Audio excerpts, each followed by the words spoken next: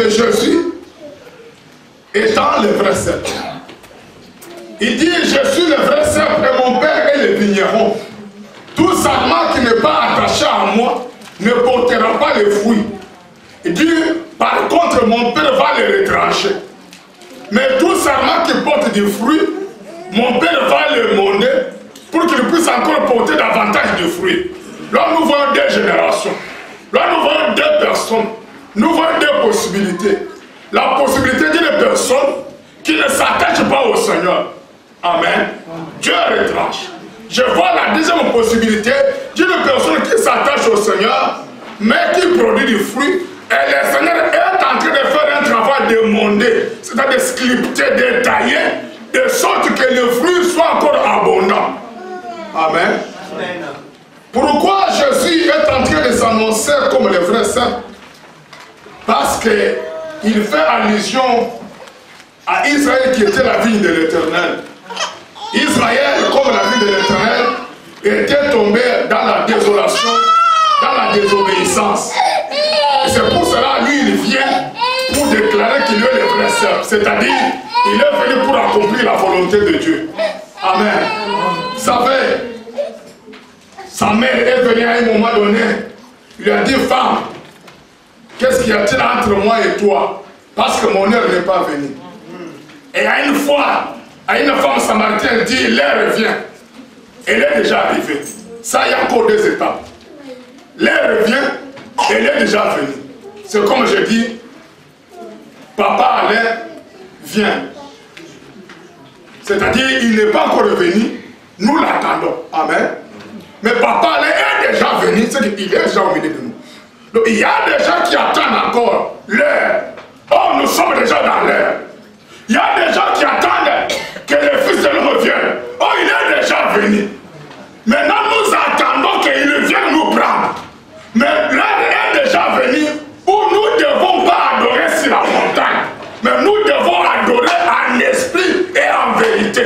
Or, pour adorer en esprit et en vérité, il faut être attaché au vrai Saint. Or, c'est pour cela que j'ai toujours dit, la délivrance pour un chrétien ne se finit jamais.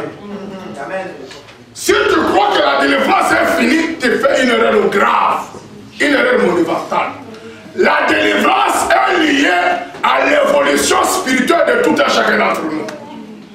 Pourquoi? Parce que dit, là, les sarments qui portent du fruit, le monde encore. Or, le monde, c'est donner la forme. C'est couper, c'est tailler ces sarments, cette branche, pour que la saison prochaine, que la branche puisse encore porter beaucoup de fruits. Ça veut dire quoi? Une personne qui est déjà attachée, qui est sauvée, qui est, n'est-ce pas, née de nouveau, la délivrance est continuelle. Amen. C'est pour cela que David a dit, sonde-moi et regarde-moi. Si je suis sur le chemin de la perdition, ramène-moi sur le chemin de l'éternité. David dit, Seigneur, je te cacherai quoi? Avant que la parole soit sur ma langue, tu la connais. Avant que je m'assoie sur un endroit, tu connais. Qu'est-ce que je peux te dire encore? C'est pour dire qu'un enfant de Dieu doit comprendre que la délivrance reste liée à l'évolution spirituelle de sa foi. Et la délivrance finira le jour où nous rentrerons au ciel. Amen. Tant que nous ne sommes pas encore entrés, la parole est capable de nous émonder. Amen. Amen. La parole est capable de nous transformer. C'est pour ça que je suis le vrai Saint. Alors c'est quoi le problème? S'il est le vrai Saint, le Seigneur veut que les gens soient attachés à lui. Il est Dieu lorsque les gens retournent le regard sur lui. Il est Dieu lorsque les gens viennent à lui. Venez à moi, vous tous qui êtes fatigués et surchargés, vous accorderez le repos. Pour que le repos soit manifeste, tu dois venir. C'est pour se dire tout sarment. Oh, le sarment, ce n'est pas seulement la branche, mais c'est une vie. C'est un homme, c'est un peuple. Toute personne qui ne fait pas, qui ne met pas en pratique la parole de Dieu, c'est un sarment qui est prêt à être retranché. Jésus l'a dit encore en d'autres termes pour dire la cognée est au-dessus de chaque arbre. Tout arbre qui ne portera pas de fruits sera coupé et jeté dans le feu. C'est pour dire qu'une personne qui ne met pas en pratique la parole de Dieu n'est pas bénie et mêlée déjà maudite. Jésus l'a annoncé encore en d'autres termes dans la parabole des semeurs. dit une semence est tombée le long du chemin. Dit c'est une personne qui a écouté la parole, mais qui ne la met pas en pratique. Le volet est revenu. Le malin a, n'est-ce pas, volé la parole. Donc, il te montre que tant que tu ne mets pas en pratique la parole, tu n'as pas la vie. C'est pour cela que les Écritures disent, ne vous bornez pas à écouter la parole, mais mettez-la en pratique. Amen. Amen. C'est pour cela que la foi ne vient pas seulement de ce... La foi vient de ce qu'on entend. Mais ce qu'on entend vient de la parole de Dieu. Mais une foi sans œuvre, elle est morte. Donc pour que nous sachions que tu as la foi, il faut que les œuvres de la conversion soient manifestes. C'est pour cela que j'ai toujours dit, une personne qui a raté sa conversion doit beaucoup pleurer. Parce que si tu rates la conversion c'est une base. Pour commencer toute construction, il faut qu'il y ait un fondement. S'il n'y a pas de fondement, tu peux construire un grand immeuble, mais il a une vie éphémère. Un jour, lorsque les ruines soudaines viendront, la maison va s'écrouler facilement. Par contre, une maison qui a un fondement solide, cette maison résistera au devant des tempêtes. Oh, toute personne qui ne s'attache pas au Seigneur pour faire la volonté du Seigneur, c'est une personne qui est en train, n'est-ce pas, de se condamner. Il y a déjà de l'autocondamnation. C'est pour ça que je lui ai dit, ce n'est pas moi qui vous condamnera, mais c'est une parole que vous avez écoutée. C'est elle qui vous condamnera au jour du jugement. Amen. C'est pour cela que nous devons comprendre nous sommes quelle catégorie de chrétiens et de frères ou de sœurs. Nous sommes quelle catégorie de pasteurs? Parce que, excusez-moi, il y a aussi des pasteurs qui résistent au miracle, qui résistent les actions du Saint-Esprit. Je dis, le miracle, l'évangile sans miracle, l'évangile sans la gloire de Dieu, c'est du judaïsme. Je vous l'ai dit, frère, parce que nous croyons que la parole qui a créé guérit. Nous croyons que Dieu qui bénit délivre. Nous croyons que cette parole peut faire des miracles. Nous croyons ces choses. Mais si toi tu résistes à l'action du Saint-Esprit, nous tombons dans le judaïsme. Or, le christianisme, c'est une vie. Or, pour parler de la vie, il faut qu'il y ait le mouvement. Or, le mouvement, c'est lorsque Dieu se manifeste dans toute sa gloire. C'est pour ça que là, il est terrible dans toute la grande assemblée des saints. Il dit, tout serment qui n'attend, qui ne porte pas de fruits, il sera retranché. Mais celui qui ne porte les fruits, laissez le monde encore. C'est là où j'aime les frères et sœurs qui, toute leur vie, ils se contrôlent. Comment est-ce que je peux évoluer? Parce que je dois être émondé. Amen. Amen. Je regrette que depuis que le Seigneur t'avait connu, depuis qu'il t'avait appelé, tu es resté dans cet état-là. Non. La parole éduque. Or, pour croire qu'on doit t'éduquer. Or, la parole doit éduquer tout le monde, toute année, chaque fois, jusqu'à ce que le Seigneur reviendra. Oui. Or, pour porter du fruit, il faut obéir à la parole de Dieu. Amen. Il faut être purifié. Il faut demeurer. Si tu veux que Dieu fasse des choses avec toi, demeure dans la foi. Amen. Obéis à la parole de Dieu. Purifie-toi. Parce que le Seigneur, il va te demander. Amen. Mais il y a beaucoup de gens qui ont fait de Dieu des grands-pères. Ils se sont habitués avec Dieu, de sorte que Dieu est devenu un grand-père. Ils peuvent jouer avec lui à sa barre. Ils peuvent faire tout ce qu'ils veulent. Bon, école canangouise a grafté, en suspect basala. Mais si un pasteur a divorcé, cela me permet aussi que je divorce. Non. Si un est tombé dans le péché, moi je dois faire de ceux qui le comprennent, qui le reviennent à la vie. Amen. Mais vous allez voir qu'aujourd'hui, les divorces sont devenus monnaie courante. Non seulement chez le pasteur et chez les brebis. Et vous savez, tant qu'on voit un habit, on s'en va comme moi. Tant qu'on voit un habit, on a coupé mon bel exemple qui paye à la tire dans la tête. C'est quand on a boyé. Boyé, on a compris. On a dit que ça a emballé, maman nous dirait, à quand il y a un non. Le problème qui existe là, c'est le problème d'être émondé, d'être délivré. Amen. Si Dieu fait un travail dans ta vie, même ta conscience te dit que Zambé a ça, c'est qu'on a bon moyen. Amen. La semence doit secouer quelqu'un. La parole doit te secouer. Zambé a quand la direction a vu en tout. Zambé a quoi c'est manayo. Pour parler de cette direction, autant autre chose.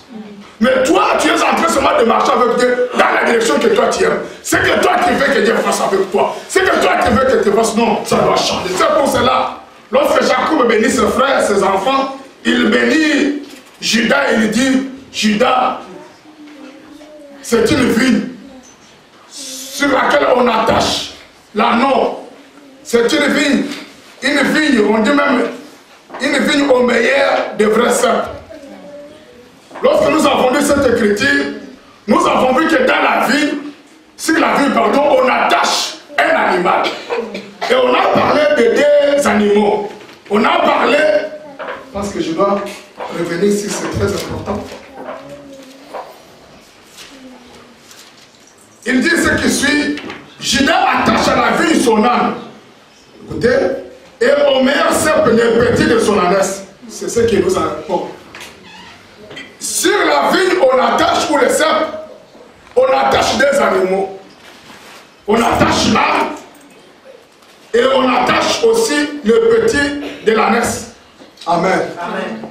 Ce sont deux catégories. Ce sont deux générations. Comme nous avons dit, il y a deux catégories dans la parabole de Jésus, Jean 15. Tout sarment qui ne porte pas de fruits, on retranche. Amen. Celui qui porte, on le montre pour qu'il porte davantage de fruits. Amen. Ici, on nous dit aussi, on attache l'âne à la vie et on attache aussi l'ânesse, le petit de l'ânesse. Amen. Amen. Tant que tu viens en Christ, il faut que tu connaisses au moins une dépendance. Or, la première personne qui a dépendu de Dieu, c'est Israël. Parce qu'Israël, c'était là. Jésus étant venu, il a dit, je suis venu chercher les brebis perdues dans la maison d'Israël. Amen. Amen. C'était la mission primordiale. Amen. Amen. Et la brebis ou les brebis ont compris. Et le Seigneur a fait encore quelque chose. Le Seigneur a changé. Il est allé dans une autre génération. Il est venu chercher les petits de l'ânesse, que nous sommes les nations, pour que les nations soient attachées au meilleur cèpe. C'est pour cela, la vigne ou le cèpe a toujours été attaché d'un animal pour la gloire de Dieu. C'est comme des branches. Un arbre sans branche n'existe pas. Jésus, la parole de Dieu, sans les œuvres du Saint-Esprit n'existe pas. Un homme qui a la foi, sans les œuvres de la foi, n'existe pas. L'évangile, sans l'action de Dieu, n'existe pas. Amen. Une église sans le témoin du Saint-Esprit n'existe pas. Amen. Il faut qu'il y ait le témoin du Saint-Esprit pour que nous puissions croire que Dieu est au milieu de nous. Amen. Une famille sans la présence de Dieu n'existe pas. Amen. Là, je suis en train de parler des familles chrétiennes. Amen. Amen. Il faut que dans ta maison, tu sentes à un moment donné une présence de la gloire de Dieu. Amen. Lorsque tu chantes, tu sens que non. Tu sens que Dieu est là. Amen. Tu sens que non. Même lorsque je prie, je sens que Dieu est dans ma maison. Amen. C'est pour cela, lorsqu'il voulait entrer à Jérusalem, il a dit allez-y dans ce village, vous trouverez un anneau attaché avec l'ânesse, le petit de l'ânesse. Lorsque vous arriverez, vous les détacherez. Et si quelqu'un vous dit pourquoi vous les détacherez, vous leur dites que le maître en a besoin. Et aujourd'hui, tu étais dans le monde. Tu suivais des dieux étrangers. Tu étais connecté dans une mauvaise connexion. Tu vivais une vie de débauche, une vie de désordre, une vie du péché. Parce que la semence de l'arbre que tu étais, n'est-ce pas, attaché, était une mauvaise semence. Mais lorsque lui est venu, il t'a détaché du monde pour te montrer que lui, que tu suis, est le véritable Dieu et la véritable vie. Il est venu, il t'a attaché. Ta vie et ma vie dépendent présentement de Dieu. Amen. Tu ne peux pas vivre sans Dieu. Et il a dit, sans moi, vous ne pouvez rien faire. C'est pour cela, en tant qu'enfant de Dieu, tu dois chercher à ce que Dieu puisse te guider, puisse t'assister. Tu ne fais pas parce que tu es fort. Ne dis pas que je le fais parce que je suis intelligent. Il y a beaucoup de gens qui sont plus intelligents que toi qui ne réussissent pas. Il y a des gens plus forts que toi qui n'arrivent pas. Il y a des gens plus opportunistes que toi, mais qui ne voient point. Mais si toi et moi nous voyons, si toi et moi nous respirons, c'est une grâce que nous avons obtenue de la part de l'Éternel. Nous devons rester attachés. Le Seigneur nous a détachés du monde pour nous attacher à lui. Il faut que nos vies dépendent de lui. Si tu ne produis pas, tu ne reproduis pas la bonne de Dieu dans ta vie, je te dirai que tu es malheureux. Je me dirai aussi que je suis malheureux. Parce que je serai retranché. À quoi bon servir Dieu? À quoi bon écouter la parole de Dieu? Et ces jours-là, qu'ils disent que je ne vous ai jamais connu. Dire que j'avais prêché en ton nom, ça m'étonne. J'avais fait des miracles en ton nom. J'avais prophétisé en ton nom. Amen. Il dit, je ne t'ai jamais connu. Amen. Ça c'est plus fort. Amen. Dieu dit, je ne t'ai jamais connu. Pourquoi? Parce que tu n'as pas demeuré fidèle. Amen. Dieu a besoin de gens qui s'attachent, qui cherchent que Dieu puisse le guider leur vie. Il y a des gens qui commencent à croire que non, ils sont au ciel, nous ne sommes pas au ciel, nous sommes les sur la terre. Amen. Mais nous marchons, nous ne sommes pas stationnés, nous marchons, nous évoluons, nous progressons. Nous ne sommes pas encore arrivés. Nous sommes là en cours de route, mais nous devons suivre l'âge de l'Éternel. Amen. Amen. C'est pour cela qu'il a dit, si les cèpes ne sont pas attachés aux fruits, ne peuvent jamais produire. Les sarments ne sont pas attachés aux cèpes, ne peuvent jamais produire des fruits. Attache-toi. Oh, s'attacher, c'est s'engager. S'attacher, c'est se décider. Je me décide maintenant pour ma vie. Je me lève comme cet enfant prodigue qui s'est élevé pour dire que je vais retourner, oui, dans la maison de mon père. Je demanderai pardon, la première des choses, et je lui dirai de m'accepter au même titre que ses serviteurs. Amen. Et le Père l'a accepté. Dieu veut que tu puisses t'attacher, te décider, t'engager, parce que Dieu est capable pour faire de toi une semence et un parfum d'une bonne odeur. Dieu a besoin des hommes et femmes qui sont conscients des actes posés et capables, n'est-ce pas, de réparation. Dieu aime la conscience. Nous sommes dans une alliance révélée, dans une alliance où la conscience de l'homme doit parler. Amen. Si la conscience de l'homme ne parle pas, tu es morte, tu es mort. Amen. Dieu a besoin que toi et moi nous comprenions que notre vie est totalement attachée à lui. Je n'ai pas d'une vie privée. Je n'ai pas une autre partie de ma vie qui est ailleurs. Toute ma vie est attachée à lui. Parce que le maître a besoin de moi. Aussi Dieu le maître a besoin. Si on a besoin de toi, on va t'utiliser comme Dieu le peut le vouloir. Un homme qui a connu le Seigneur se laisse guider, se laisse diriger, se laisse disponibilise même pour que Dieu accomplisse l'œuvre pour laquelle il avait appelé. Tu dois demeurer dans la parole. Oh, demeurer, c'est réellement être assidu, c'est réellement être enraciné, c'est être fondé, c'est être soudé avec le Seigneur. Et lorsque tu commences à marcher avec Dieu, il va commencer maintenant à te tailler. Et tu diras, fais ce pas, ne fais pas celui-ci. Il te guidera, il te verra la gloire de Dieu. Et il dit, je suis le chemin, je suis la vérité et je suis la vie. Tu ne peux pas aller ailleurs. Lui que nous prêchons est le chemin. Pour aller au ciel, c'est le chemin que je te montre. Il a dit dans le livre d'Exode chapitre 23, ce qu'il dit à Israël, ce matin il nous dit aussi, nous Israël par la foi, il nous dit ce qu'il avait dit à Israël. Israël avait compris ces choses. J'aimerais que toi et moi, nous puissions le comprendre. C'est dans le livre d'Exode chapitre 23, verset 20 à 22, il dit, voici je t'envoie un ange devant toi pour te protéger en chemin et pour te faire arriver au lieu que je t'ai préparé. Tiens-toi s'il te garde en sa présence, écoute la voix de l'ange. Ne lui résiste point, parce qu'il ne te pardonnera pas. Parce qu'il ne pardonnera pas vos péchés, car mon nom est en lui. Mais si tu écoutes la voix de l'ange, si tu fais tout ce que l'ange te dira, je serai l'ennemi de tes ennemis et l'adversaire de tes adversaires. Sur le chemin que tu es en train de marcher, il a établi un ange. Cet ange, tu dois l'écouter parce que là, le nom de Dieu est dans la vie, dans l'entrée de l'ange. C'est-à-dire, l'ange là ne fait pas de lui-même, mais il fait tout ce que Dieu lui a commandé. Amen. Amen. Si tu écoutes la voix de l'ange, si tu sais ce que l'ange te dit, tes ennemis seront les ennemis de l'ange. Tes adversaires seront les adversaires de l'ange. Parce que l'ange a mon nom à lui. Or, le véritable ange que nous prêchons, c'est la parole de Dieu. Amen. Si tu écoutes cette parole, si tu la mets en pratique, tes ennemis deviennent les ennemis de Dieu. Amen. Tes adversaires deviennent les adversaires de Dieu. Et le nom de Dieu sera glorifié dans ta vie. Amen. Jésus a placé sur ta vie cette parole.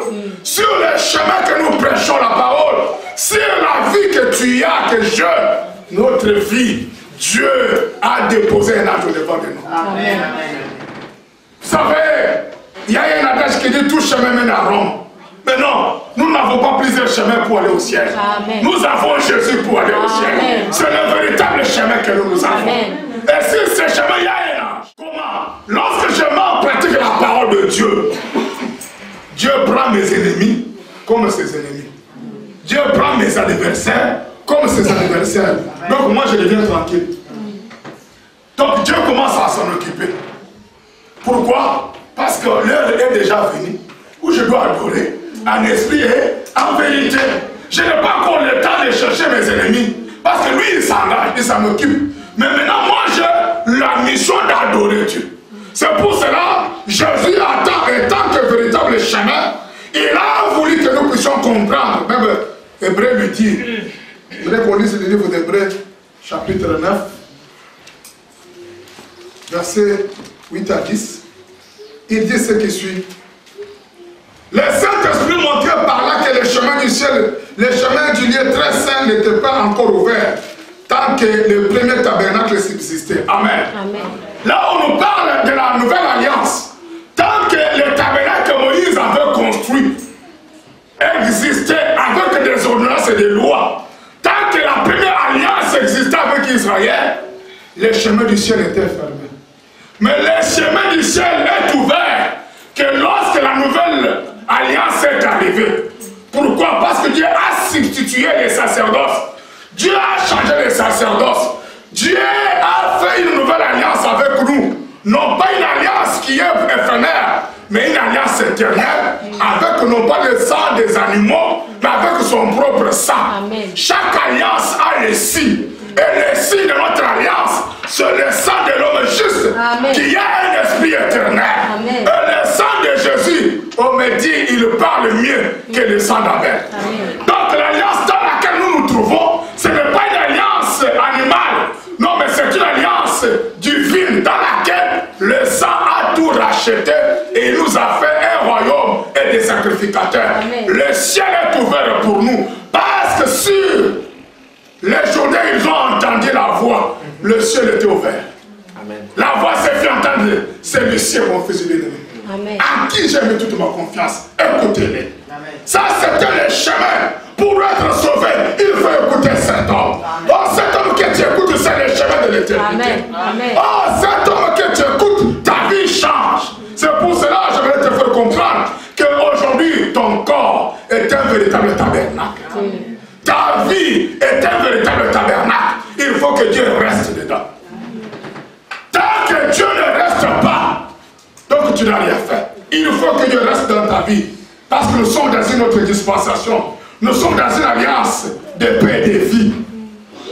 Pourquoi nous disons ces choses? Parce que nous savons que le Seigneur a préparé un chemin. Et le chemin, c'est l'éternité. Pour y aller, c'est Jésus qui t'amène. Tu ne connais pas la destination, mon Dieu. Mais Dieu connaît la destination. Des fois, tu ne sais pas où tu es arrivé, mais Dieu connaît là où tu es. Oh mon Dieu. Tu parles, il ne faut pas dire que je suis arrivé parce que d'abord tu n'as qu'au combattre. Qu'on parle peu ça qu'au combattre. Qu'on sale un peu mon sel ça qu'au combattre. Qu'on come ça qu'au côté la l'autre. Qu'on parle, qu'on va le combattre. Mais là, qu'on dit, on va le continuer à 84 il va voir que je là. Amen. Tu es ça, on va le combattre. Amen. Il est quoi? Et tu n'as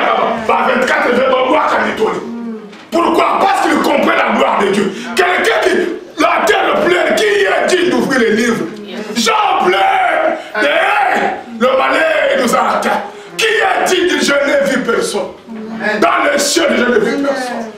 Sur la terre, je n'ai vu personne. Dans les régions inférieures de la terre, je n'ai vu personne. Je pleurais.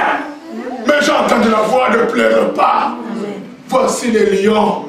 Ces lions ne sont pas d'une forêt, mais de la tribu de Judas. Oh, Judas, c'est le chef de la délivrance. Oh, Judas, c'est le véritable sacrificateur.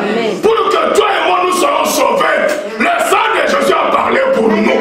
C'est le véritable chemin de paix. Lorsqu'ils ont compris ces choses, j'ai été fortifié. C'est pour ça que les 24 vieillards ne pouvaient jamais résister. Ils ont pris leur couronne, ils ont déposé. Ils ont dit, tu es saint. Tu es saint. Tu es saint. C'est lui qui était. C'est lui qui est. Et c'est lui qui viendra. Parce que c'est toi qui as la délivrance. Lorsque tu fais, personne n'ouvre. Oh mon Dieu, il a ouvert le chemin de l'éternité. Parce que là où l'homme a été restitué, l'homme a été, n'est-ce pas, dénaturé, là où l'homme a été limité, le Saint-Esprit est venu couper la limitation. C'est lui qui avait fermé le paradis, l'a ouvert encore pour toi et pour moi. C'est pour ça que lorsqu'il ferme, personne ne peut ouvrir. Amen. Jésus connaît les chemins. Marche seulement avec lui. Il sait là où il t'amène. Il ne te perdra jamais. C'est un véritable GPS par excellence. Il connaît la destination. Même si toi tu ne le connais pas, mais suis-le. Il connaît la destination. Il ne soit jamais. Il n'abandonne jamais. Il ne trahit jamais. Il ne ment jamais. Jésus connaît la destination. Peut-être que tu ne sais pas où est-ce que tu es, mais il connaît là où tu es. Mais il te dit continue. Tu n'es pas encore arrivé. Ils ont fait 40 ans de désert. Ils pouvaient être contents pour dire non, nous avons mangé la manne. Non, nous avons mis au rocher. C'est assez. Ils pouvaient aussi se dire 40 ans. Bon, c'est bon, même si on reste ici. Mais ils savaient que non, ce n'est pas ici. C'est normal, vous êtes dans une zone de transit. Je vais vous amener dans un autre pays. Jésus connaît la vie. Amen.